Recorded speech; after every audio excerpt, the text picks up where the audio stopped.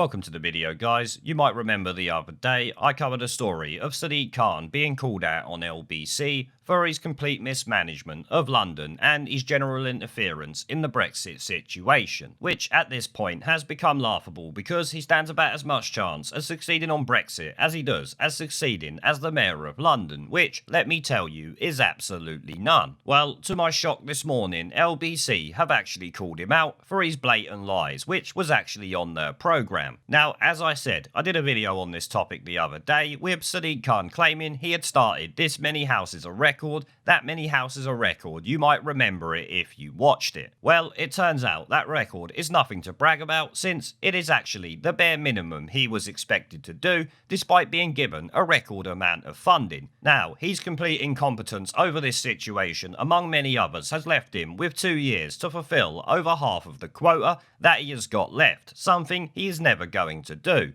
Well, in true snivelling shitweasel fashion that we know Sadiq Khan is, he tried to blame the coronavirus crisis, which, like I said, LBC have called out with this article here, headlining Sadiq Khan was on track to miss affordable homes target even before coronavirus crisis, which I must say is exactly the same as the TfL budget that he had been running into the ground for the last couple of years. In my opinion, he used the coronavirus crisis to run TfL's funding into the ground even further so he could get the bailout that he's likely always wanted. Sadiq Khan was on track to miss his target on building affordable homes in London even before the coronavirus crisis, LBC can reveal. The mayor was given a £4.82 billion government grant in 2016 to build 116,000 new affordable homes by 2020, but Mr. Khan asked for a 12-month extension to the programme due to the disruption caused by coronavirus. This was granted on Monday by Housing Secretary Robert Jenrick. However, figures analysed by LBC suggest that he was already on track to miss that target, and the mayor has been accused of hiding his failures behind the coronavirus crisis, which we have all been saying for a long time now, and was evident by the TfL situation, as I said. Since 2015, which partly includes the end of Boris Johnson's term as mayor, 58,960 of the mayor's 116,000 target homes have been started. Once again, started doesn't mean they're actually anything more than just plans on a piece of paper, but I expect some of them at least have something done to them, if not already built. Though, I'm sure if they were actually built, they would say this many homes have been built, not just started. That's just over 50% in approximately 4 years. This leaves the remaining 57,040 to be built in the remaining 2 years, which is obviously not going to happen. The agreement with the government sets minimum and maximum targets for the mayor to hit in each year, but in each of the last 3 years, Mr. Khan only just reached his minimum target, and yet, to get 116,000 affordable homes by 2020,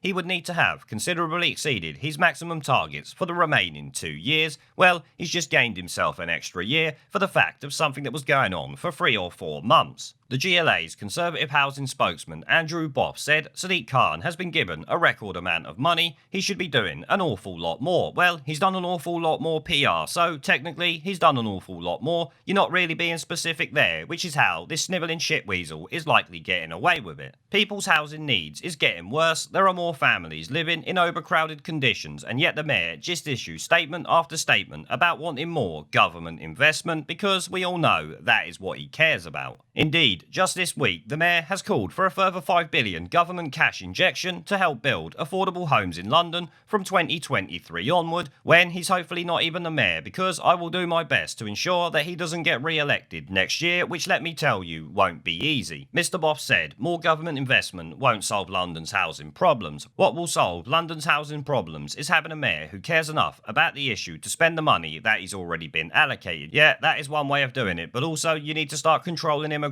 and dealing with that complete shit show. In a written answer to an Assembly question from last month, Sadiq Khan claimed that the remaining 50% of homes are all in contract and due to be delivered across the remaining 2 years of the programme. I am calling bullshit on that, let me tell you. Independent experts have cast doubts on the likelihood of this happening, obviously, because they've got a shred of sense about them. Rico, I'm not going to try to pronounce his name because I'll just butcher it, head of housing and planning policy at the National Federation of Builders, said it's a real challenge. challenge. There are so many more ducks that need to be put in a row. For example, signed contracts aren't delivered contracts until shovels are in the ground and projects are completed, but even starting a project can be difficult. So, is it realistic? I'm not sure, it really is. But if the Mayor starts thinking about how homes are planned, started and physically delivered and works with the wider construction industry, there's every chance he will get close. No, I'm sorry you won't. You were just pushing for a little bit of reduction in construction red tape there. We are not stupid, even if you think we are. A spokesman for the Mayor of London lied about the Mayor is doing more than ever before to tackle the capital's housing crisis, and his affordable homes programme was on track to meet its target before the coronavirus outbreak. 17,256 affordable new homes were started in the year to March 31st, which is nowhere near enough. You need to be cracking out 28 or 29,000 per year for the next 2 years to hit your target, so don't give me that absolute bollocks. More generally, affordable homes were started last year than at any time since GLA records began, including more than 7,000 at social rent levels, exceeding the number started in the previous mayor's entire second term. Once again, completely moving away from the problem and talking about some other bullshit about last year, which is not relevant to what we are talking about here. He had a target, he has completely missed it, despite a record amount of funding, and he's even had the audacity to ask for another £5 billion for a total of something like £9.82 billion, which I'm sure you would agree is just fucking ridiculous. Sadiq is determined that London's housing sector emerges from the coronavirus pandemic stronger than ever, which is why he's calling on the government to match his ambition and agree a £5 billion housing investment package to keep London building, protect construction jobs and increase the supply of new social homes. Like I said, he is there begging for another £5 billion, despite just being given £4 billion a couple of years ago to do what he's supposed to have been doing the whole time, which obviously, as we can see here, he clearly isn't. So I was right in my video last week that this incompetent shitweasel is a complete and utter liar and once again hasn't been doing what he's claimed to be doing. I find it rather amazing that this snivelling shitweasel is actually allowed to get away with this and just consistently does it all the time. But as always, I want to say a massive thank you to everyone who supports the channel, and my other social media links are down in the video description if you want to come and support me on Twitter, BitChute and a variety of other platforms, including my second YouTube channel. As I said, all links are down in the video description.